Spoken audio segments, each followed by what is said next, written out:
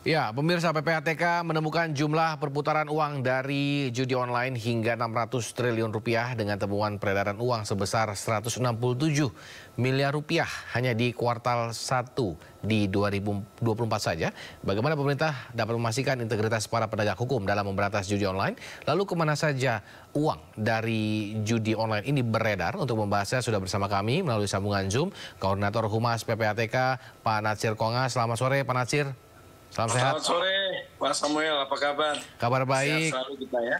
Ya, Pak, ini temuan sebesar ini di kuartal 1 di 2024 ini apakah benar? Atau ada lebih lagi angkanya, Pak? Ya, jadi sampai dengan semester 1 di 2024 ini akumulasi dana itu mencapai 600 triliun ya. Dari dana judi online yang beredar di judi online ya, dana yang beredar di judi online, itu Bang Samuel. Dan ini memang suatu angka yang begitu besar ya. Ini ditemukannya dari sumbernya apa, Pak Natsir kalau boleh tahu? Ya, jadi tugas, fungsi, dan kewenangan PPATK itu pertama adalah menerima laporan transaksi keuangan mencurigakan yang dilaporkan oleh penyedia jasa keuangan seperti perbankan ya dan industri keuangan lainnya. Lalu kami sampai dengan saat ini sudah puluhan juta ya melakukan analisis dengan yang sudah teranalisis itu 101 triliun.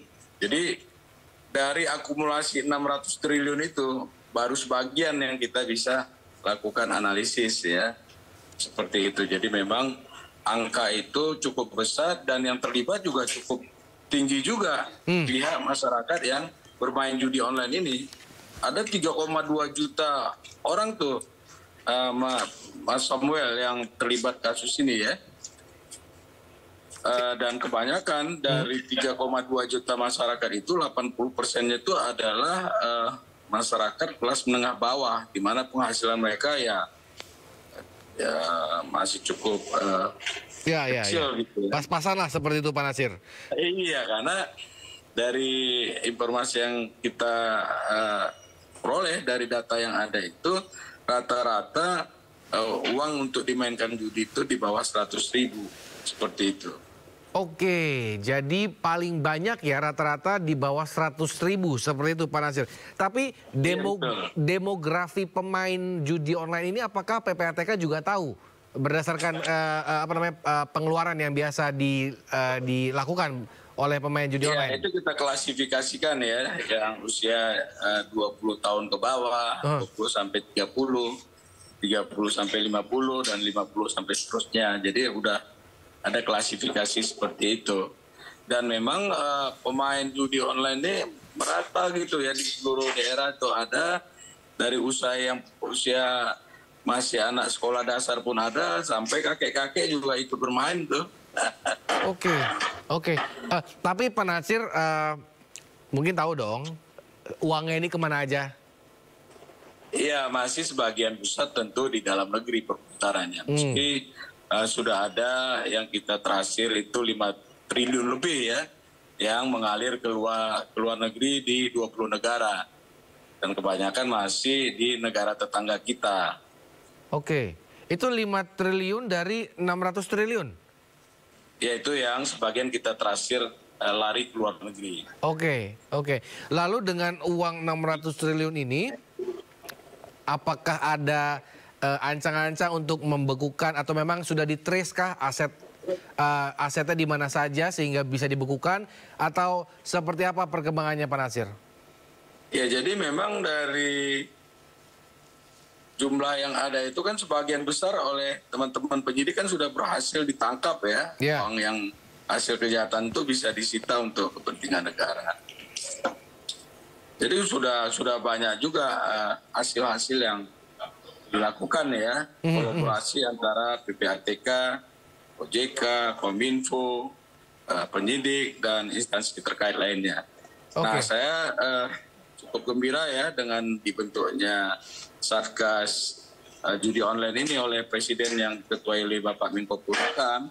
Itu berharap bisa berjalan lebih optimal lagi ya, lebih efektif lagi. sehingga yang begitu masif angkanya itu tadi bisa ditekan semaksimal mungkin, dan tanda-tanda untuk bisa tertekan itu ya memang sudah mulai kelihatan gitu ya.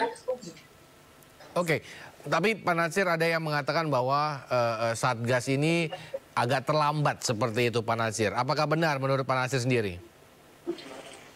Saya kira ya tidak ya. Artinya memang ini momentum yang pas ya. Karena kan kemarin ketika melonjak itu terjadi karena COVID, dan pemerintah lebih pada menghadapi COVID itu kan juga sesuatu yang luar biasa ya, effort yang dibutuhkan ya. Jadi mungkin ini saat-saat yang tepat gitu ya Satgas ini berjalan, dan kita berharap, mohon doa juga semua agar Satgas yang ada ini bisa berjalan optimal. Baik, Pak Natsir, ini kan tadi sudah nge-trace berapa tadi ya, saya lupa, 5% atau 5 triliun itu di luar negeri. Yang di dalam negeri, uang itu dicucinya kemana, Pak Natsir? Biasanya dijadikan apa atau bagaimana pola permainannya? Ya, jadi tentu kalau pencucian uang itu kan definisinya adalah upaya menyembunyikan, menyamarkan uang hasil kejahatan sehingga seolah-olah tanpa sah ya.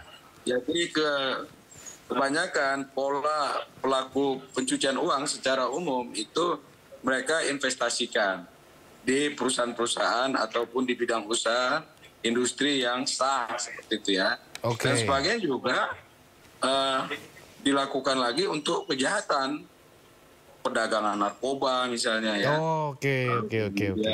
Kejahatan-kejahatan lainnya seperti itu. Jadi mungkin uang-uang judol ini terkait lah ya, judi online ini terkait lah ya dengan kejahatan-kejahatan lainnya seperti itu ya, Pak Natsir? Iya.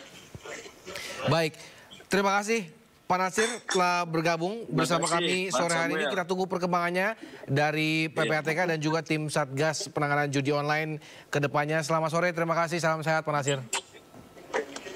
Sehat, bahagia selalu kita semua.